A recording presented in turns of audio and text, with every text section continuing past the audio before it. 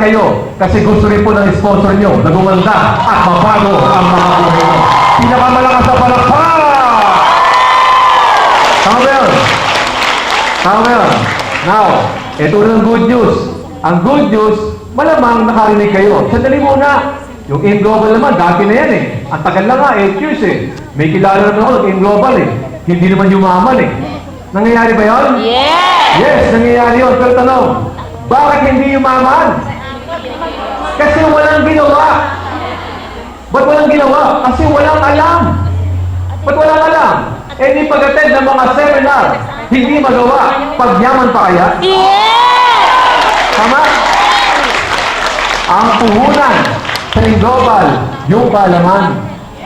Kasi pag alam ninyo ang isang bagay, you're very, very confident.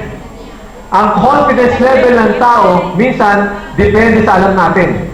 Tama ba yun? Nung first time mo magpunta ng Hong Kong, hindi mo to alam. Tama? Kinakabahan ka. Kung tatanong ka, baka bawal. Di ba? Kinakabahan kayo. Pero ngayon, nasanay na kayo, normal na sa inyo. Ibig sabihin, sa umpisa, naninibago kayo. Pero pag alam mo, ginagawa mo, madali na ba?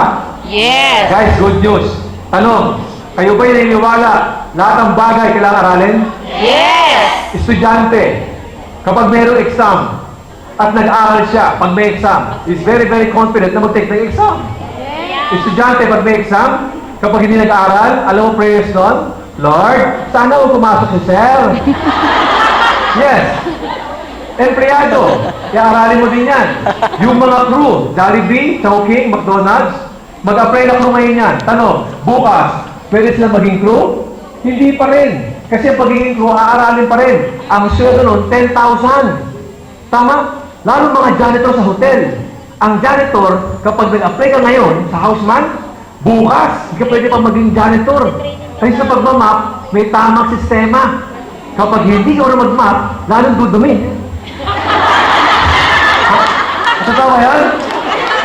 Sa pagmamap, may tamang sistema, may tamang pagsawsaw, may tamang tiga, at may tamang habod. Ang sweldo, dismay.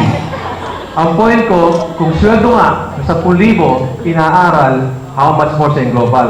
24,000 na po. Tama! Ito good news. Ano ngayon? 31?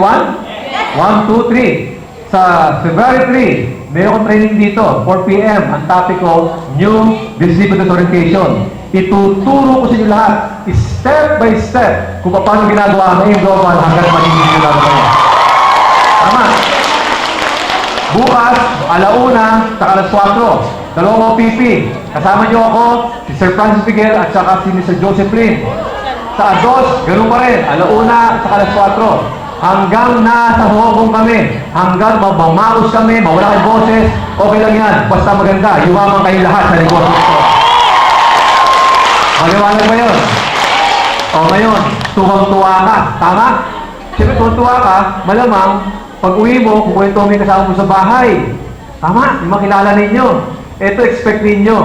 Pag uwi ninyo, magkukwento ka. Expect mo kung sino ba yung mga tao inaasahan niyo na sasali, sasama, susuporta, sila pa ang kontrabida. Nangyayari ba sa inyo? Nangyayari ba sa inyo? Kung hindi pa, huwag ka mag-alala. Mangyayari yan. At least, ngayon pala, naka-ready na kayo. Hindi lang ang tao maniniwala sa inyo. Pagkatawanan ka pa nga eh. Pero ano po ang sikreto ng tao para maging successful? Gusto nyo malaman kung ano? Gusto nyo malaman? Magmula ngayon, huwag na huwag kayong magpapanakaw ng pangarap sa ibang tao. Tama?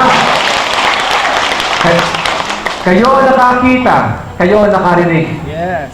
Sa mga tao mag-discourage nyo, kasi po, sa 15 years ko experience bilang sa networker, kapag ina-analyze ko yung mga distributor, bakit nag-fail, bakit nag-quit, isa lang ang dahilan, hindi makayanan yung rejection. Kapag may inibitahan kayo at hindi maniwala sa inyo, okay lang yun. Hindi lahat maniniwala, okay lang yun. Ang point ko, hanapin nyo yung taong maniniwala sa inyo. Tama? Kapag yung tao inanap mo,